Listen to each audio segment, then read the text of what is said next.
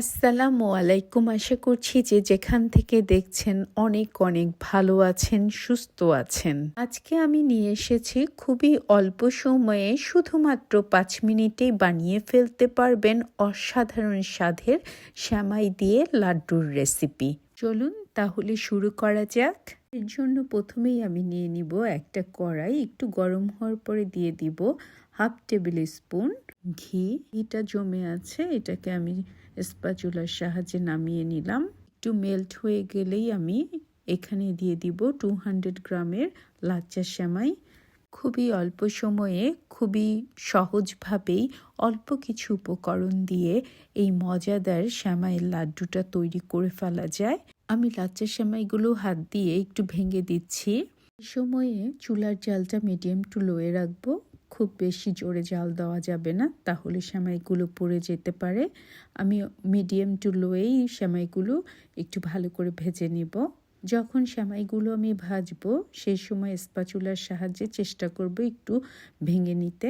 সেমাইগুলো এখন কত সুন্দর করে ভাজা হয়ে গেছে, কালারটাও চেঞ্জ হয়ে গেছে, আবার সেমাইগুলো ছোট ছোটও হয়ে গেছে। এখন আমি সেমাইগুলো উঠিয়ে নিব। এই লাচ্চা সেমাইয়ে প্রচুর পরিমাণের তেল আছে। আমি যদি দুধ সেমাই বানাতাম তাহলে আমি ঘি ব্যবহার করতাম না, যেহেতু আমি সেমাই দিয়ে লাড্ডু বানাবো সেই জন্য আমি ঘিটা ব্যবহার করছি, বাইন্ডিংয়ের কাজ করবে। এবার আমি সেই কড়াইতেই দিয়ে দিচ্ছি 150 গ্রাম নারিকেল।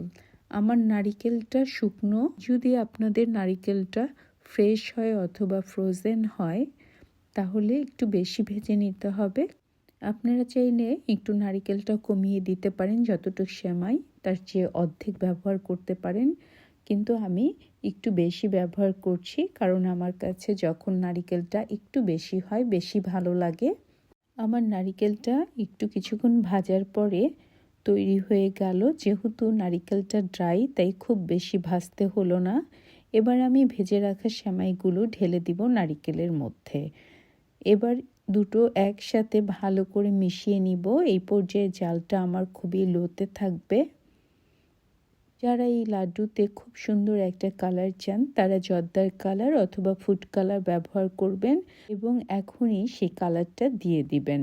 যেহেতু আমি এই সেমাইয়ের লাড্ডুটা কোনো পার্টির জন্য করছি না, বাসার জন্য করছি, তাই আমি কোনো রকম কালার ব্যবহার করব না।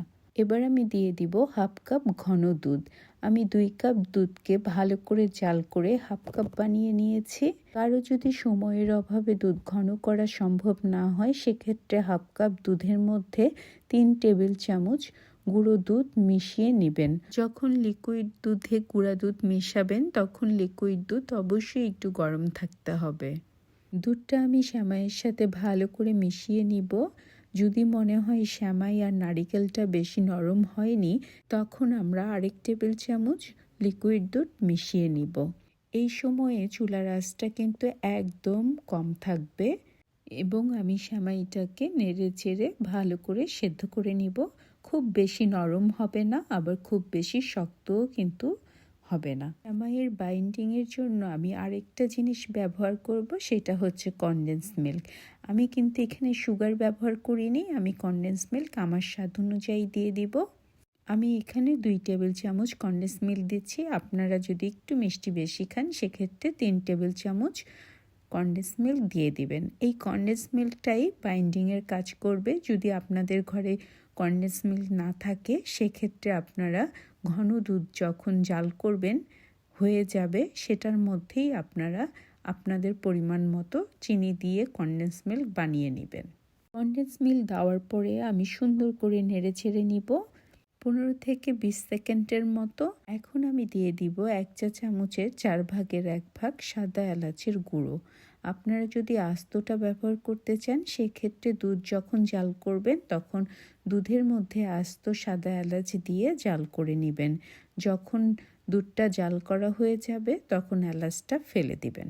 চুলার জালটা বন্ধ করে আমি ভালো করে মিশিয়ে নিচ্ছি আর খুব তাড়াতাড়ি আমি একটা বাটিতে উঠিয়ে নিব। একটু গরম থাকা অবস্থায় আমি এটাকে লাড্ডুর শেপ দিয়ে নিব, তা না হলে কিন্তু শেপ দেওয়া কঠিন হয়ে যাবে। যারা সাদা এলাচের স্মেল পছন্দ করেন না, সেক্ষেত্রে আপনারা ভ্যানিলা এসেন্স অথবা ভ্যানিলা পাউডার ব্যবহার করতে পারেন। এবার আমি সেমাই আর আরেকটা প্লেটে নিয়ে নিয়েছি নারিকেল গুঁড়ো। আমি সেমাইয়ের লাড্ডুগুলোকে নারিকেলের গুঁড়োর মধ্যে গড়িয়ে নিব। আপনারা চাইলে বাদাম দিয়ে অথবা গুঁড়া দুধ মাওয়াতেও গড়িয়ে নিতে পারেন, এটা যার যার পছন্দ। যেহেতু আমি এই সেমাইয়ের লাড্ডুটা কোকোনাট দিয়ে বানিয়েছি, তাই আমি কোকোনাট পাউডারের মধ্যেই গড়িয়ে নিব। আপনারা চাইলে এভাবেও সার্ভ করতে পারেন লাড্ডু না বানিয়ে। তবে যখন লাড্ডু বানিয়ে কোকোনাট পাউডারের উপরে গড়িয়ে নেবেন, একটু ঠান্ডা হওয়ার পরে একটা যখন বাইট দেবেন তখনই বুঝতে পারবেন এটার স্বাদ অসাধারণ। আমি দুটো লাড্ডু করা দেখিয়ে দিচ্ছি। আপনাদের কাছে যদি পাউডার কোকোনাট না থাকে, সেক্ষেত্রে আপনারা ড্রাই কোকোনাট গ্রেটারে গ্রেট করে নিতে পারেন। খুবই অল্প সময়ে অল্প কিছু উপকরণ দিয়ে খুব সহজেই তৈরি করে ফেললাম মজাদার সেমাইয়ের লাড্ডুর রেসিপি। কেউ যদি খুবই অল্প সময়ে খুবই মজার একটা ডেজার্ট বানিয়ে ফেলতে চান, তবে আমি বলবো সেমাইয়ের লাড্ডু। যদি আমার এই চমৎকার মজাদার সেমাইয়ের লাড্ডুর রেসিপিটা আপনাদের ভালো লাগে, অবশ্যই একটা লাইক, কমেন্ট অ্যান্ড সাবস্ক্রাইব করে আমার পাশে থাকবেন। আপনারা সবাই অনেক অনেক ভালো থাকবেন। আল্লাহ হাফেজ।